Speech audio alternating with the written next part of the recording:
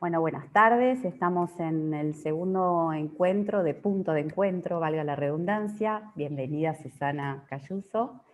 Igualmente, Berti, un placer. Hoy vamos a hablar del tema de las medidas cautelares que se han planteado a lo largo del país contra la aplicación de la Ley de Interrupción Voluntaria del Embarazo. Entonces, si te parece, podríamos empezar a hablar de estos casos que tienen que ver más con planteos realizados en función de algún tipo de colectivo o alguna acción colectiva a partir de pedir la inconstitucionalidad de la norma y obtener que no se aplique la norma en determinado lugar, ¿no? Había presentaciones que se habían hecho en distintas provincias. Sí, seguramente esto no agota las que pueden estar en trámite, Ana Laura. Sí. Pero es cierto, algunas de las que se han presentado, estamos hablando de la Cámara Federal de Bahía Blanca, de Comodoro Rivadavia, la Cámara Civil de Córdoba, los tribunales de Corrientes, y bueno, y San Luis, que tiene una postura particular. Pero en estos que te dije, Bahía Blanca, Rivadavia, Córdoba y Corrientes, con una pequeña diferencia, en realidad, en todos los casos, fueron rechazadas con el fundamento que quien había hecho el planteo se había interpuesto amparo, o sea, la vía procesal que habían elegido era el amparo, pero eran abogados que se presentaban por derecho propio e invocando intereses de incidencia colectiva. Esto es el amparo en los términos de la Constitución Nacional después de la reforma del 94, ¿no? La ampliación en cuanto a quienes pueden estar legitimados. Ahora, ¿qué pasó? Que evidentemente las cámaras consideraron que no tenían legitimación para hacer ese planteo. En general, o sea, que no había caso concreto, que no había interés legítimo de parte del abogado en orden a su presentación por derecho propio, pero tampoco podía invocar la representación de un colectivo no individualizado. Claro. O sea, que afectaba indiscriminadamente, porque los procesos colectivos tienen un trámite particular, incluso la Corte Suprema de Justicia de la Nación, que les ha dado lugar, y esto que seguramente alguno conoce como las famosas acciones de clase, que son colectivos que tienen intereses absolutamente homogéneos y compatibles que se presentan para cuestionar una ley, por ejemplo. Entonces, en todos estos casos, no legitimación activa, no caso concreto ni justiciable, y no reunir los requisitos para invocar un interés colectivo perteneciente a un grupo de afectados por la ley. En el caso de San Luis, es diferente porque sí declaró la jueza de primera instancia la inconstitucionalidad de la ley. A ver, hasta este momento, Ana Laura, yo no sé, esto, incluso en este momento me doy cuenta que no tengo aquí la fecha, pero yo creo que estamos hablando entre marzo y abril. Es una jueza de primera instancia, el planteo lo hace una senadora que es Negre de Alonso, que se había opuesto en el Senado a la aprobación de la ley, y la herramienta procesal constitucional que utiliza es una acción meramente declarativa. Esto de inconstitucionalidad, ¿no? Para que esto quede claro. Lo que intenta este tipo de acción es, en este caso aparentemente, yo no sé si esto va a sobrevivir, quiero decir, estamos en primera instancia, pero el argumento era despejar la incertidumbre que pesaba sobre la provincia de San Luis acerca de la aplicación o no de la ley voluntaria de interrupción del embarazo. Claro. Seguramente tal vez tendríamos que revisar un poquito más los argumentos que tuvo la jueza. Solo para recordarlo, estamos hablando de una ley que es de derecho común, que esto es facultad del gobierno nacional en los términos del 75, inciso 12. Nosotros no tenemos un federalismo como el norteamericano. Cada provincia no dicta su legislación común, su código civil, su código comercial, su código de trabajo. Esto es una facultad delegada en el gobierno central. Perfecto. Lo que sí es facultad de la provincia es el dictado de los códigos de procedimiento, por eso ahí podemos encontrar algunas instituciones muy interesantes en materia de garantías de derechos constitucionales, y tienen facultades que nosotros denominamos de poder de policía, pero no de la policía que habitualmente se conoce, sino que significa que en determinadas materias que son propias del ámbito de la jurisdicción local, las provincias pueden dictar medidas distintas que las que puede implementar el gobierno nacional. El tema más claro se presentó con la presenciabilidad durante la pandemia. Esto es, Ciudad Autónoma, como tiene esa facultad, podía resolver en orden a su propia evidencia, a sus propios variables, presenciabilidad bajo determinadas condiciones. En igual medida el resto de las provincias. Claro. Cuando pensamos en si reducimos el horario para circular o otras cuestiones ligadas al modo, o por ejemplo el aforo, o por ejemplo afuera del restaurante, dentro del restaurante, grupos de 4, grupos de 6. Entonces, ¿por qué insisto con esto?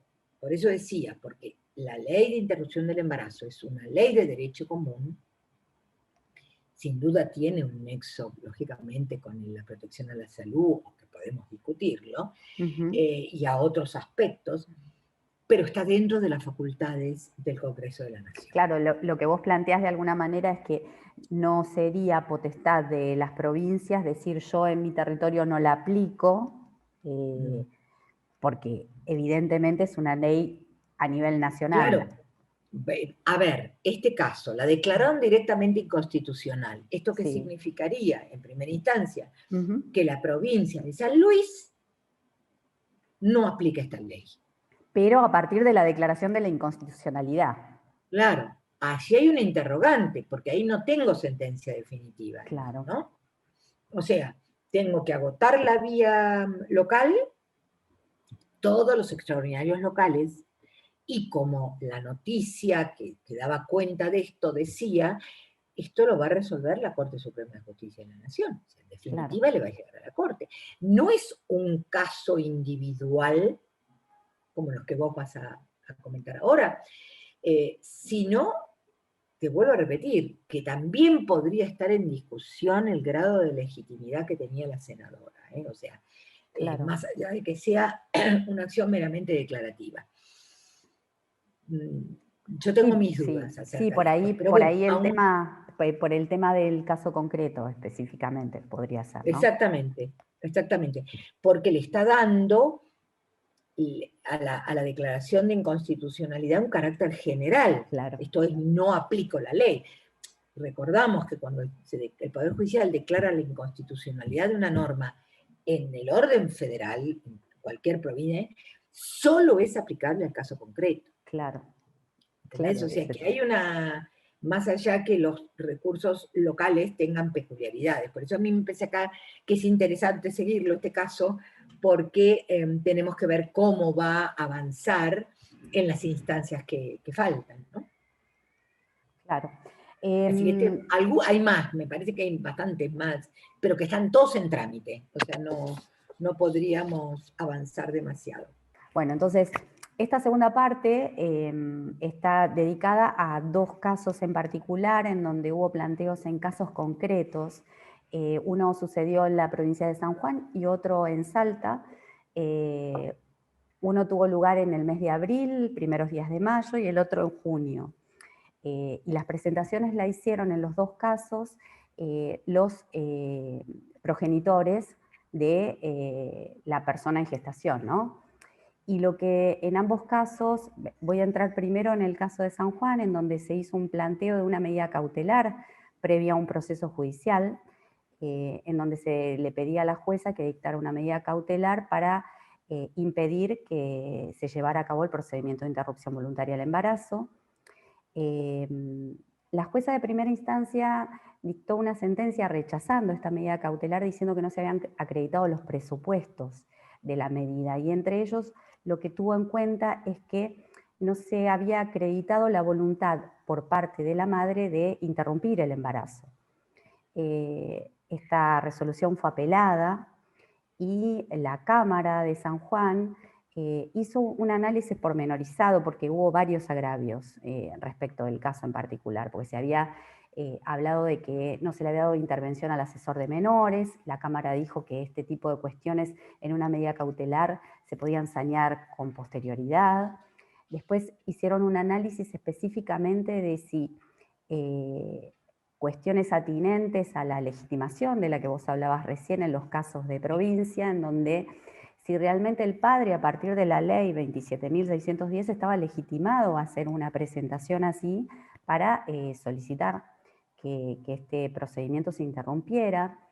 Y ahí realizan a mí me llamó la atención porque es una construcción interesante, que hasta ahora yo había visto normas así por separado, pero una construcción a partir de la cual lo que hacen primero es establecer que, como la persona que planteaba el caso era integrante de un matrimonio, hacen lugar a, digamos, construyen todo a partir de la existencia del matrimonio, el proyecto común, la vida en común, la presunción que existe en el caso de un matrimonio, que si una persona está gestando,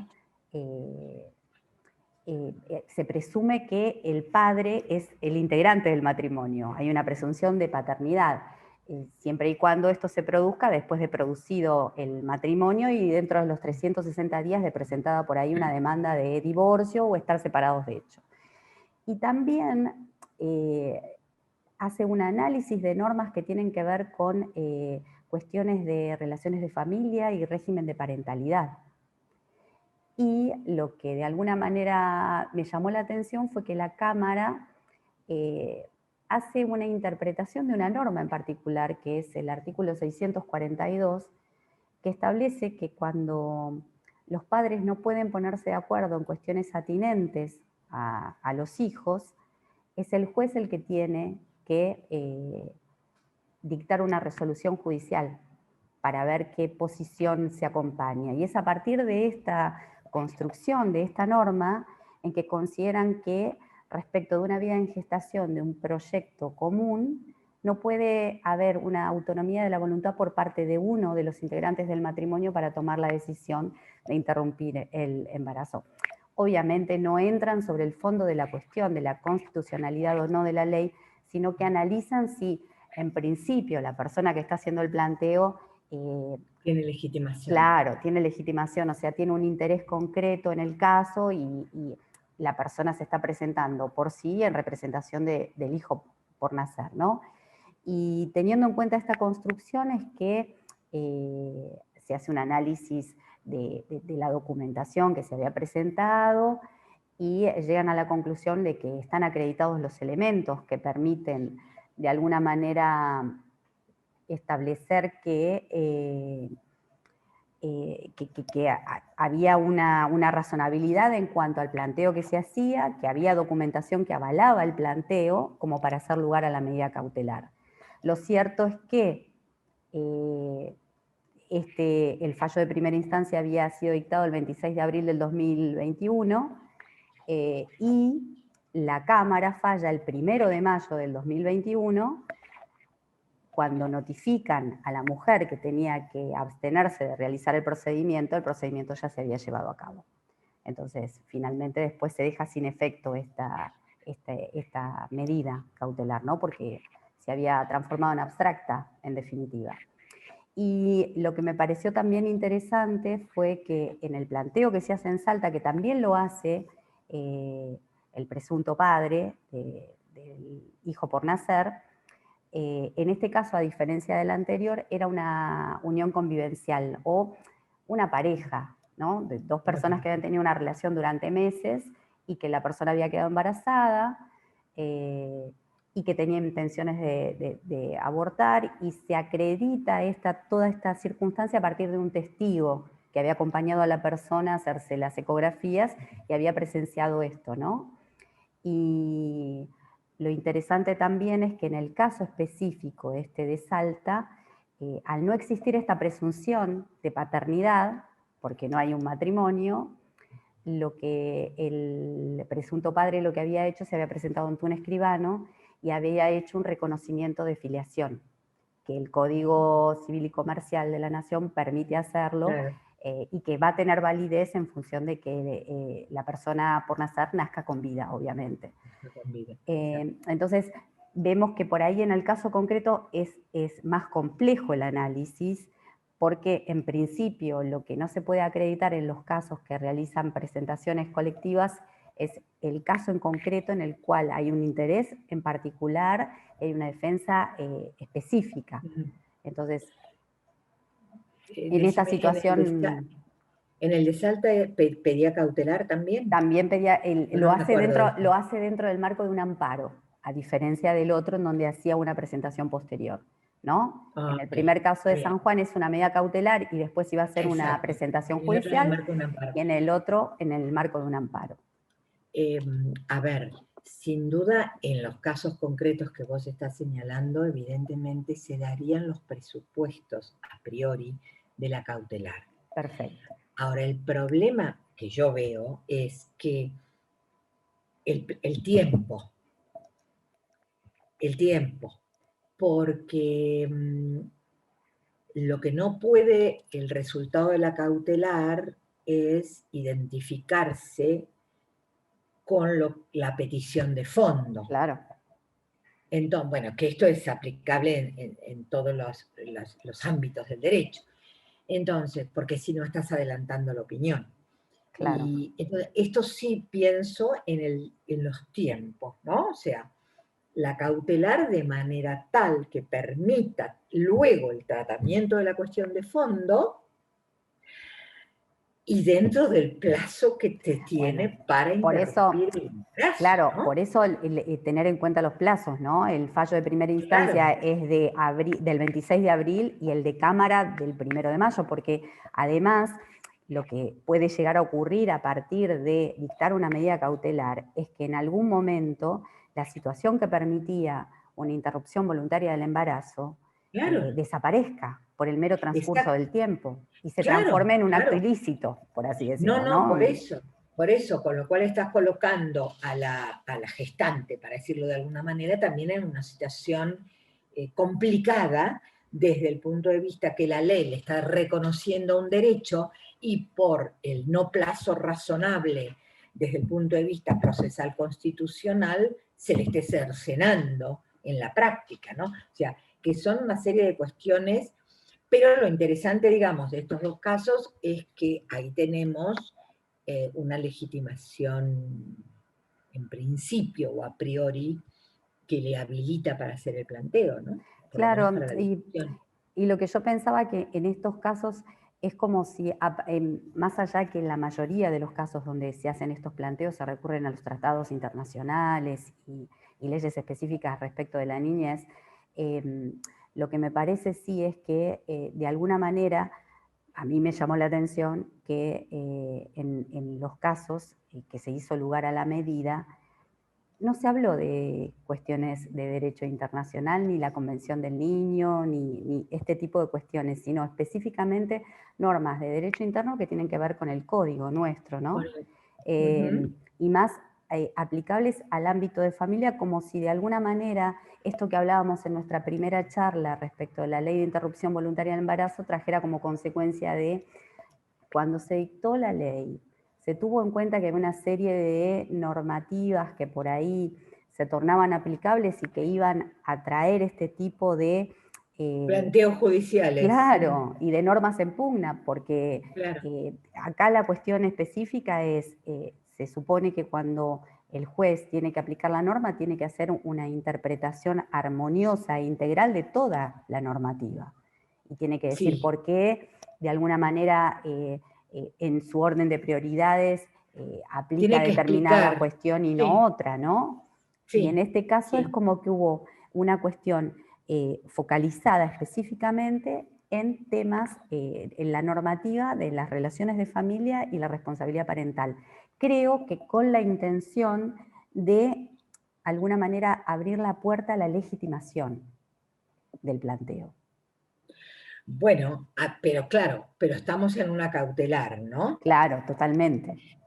Porque cuando tenga que tratar la cuestión de fondo, si es que la trata, yo creo que ahí van a tener algún problema con el tema solo de la legislación interna, Claro. del Código Civil, si esta ley se enfrenta o no, porque es una ley posterior, es una ley especial, y los argumentos van a tener que ser fuertemente constitucionales para poder sostener lo contrario de lo que dice la ley, ¿no? Sí, exactamente. Incluso Yo con las creo que, constituciones provinciales también, ¿no? O sea, claro. cómo va a jugar el tema este de las constituciones provinciales con la Constitución Nacional. Pero claro, todavía no tenemos ninguna, ninguna cuestión de fondo, ya te digo, solo la de San Luis, pero tengo la impresión de que es bastante débil, pero vamos a ver qué es lo que pasa, ¿no? No, pero me parece que es como un primer pantallazo en donde podemos ver que por ahí, en materia de medidas cautelares, el Sí, tratamiento no es de la profundidad que se requiere para no, determinar la inconstitucionalidad de una norma, no. ¿no? Es más, en la cautelar no se debería tratar el problema de fondo, con independencia, que es como que transitas una frontera muy delicada, ¿no es cierto? Muy sutil, pero como decís vos, a los efectos de la urgencia, de la Claro, gravedad, de la legitimación activa, de un interés concreto, hay un conflicto. Y si hay un conflicto, estarían dados los requisitos, un conflicto que no puede soportar el paso del tiempo. Fíjate que acá no lo puede soportar ni para un lado ni para el otro. Es el claro, mismo tiempo el que está en juego para el interés de las dos partes. claro. Por eso es un tema complejo, ¿no? Claro, y por eso también la cuestión es que es importante que, o la intención de esta charla que tenemos hoy es aclarar que en ningún momento se avanzó en estos casos en particular, en los dos casos en concreto, respecto a la inconstitucionalidad de la norma, sino que se A la, hizo un primer análisis de sí, una medida cautelar. exacto. Solo el de San Luis trabaja el fondo de la cuestión y lo declara inconstitucional. Pero estamos en una primera instancia, no sabemos, yo por lo menos no conozco todavía qué está pasando en las instancias de grado. Bueno, calculo que iremos avanzando a medida que vaya pasando el tiempo, seguramente En la medida que podamos discutir, sí. que van a aparecer más fallos y que nos van a dar, que van a dar luz respecto de toda esta situación. Y Bueno, ver cuál es la Susana, interpretación. claro Bueno, que en definitiva se realiza. es lo que vale. Bueno, un placer, Un nos gusto, encontraremos en breve claro que sí. para seguir con estos temas. Bueno, muchísimas gracias. Te mando un beso. Hasta Chao, Ana luego. Laura. Chao. Hasta luego.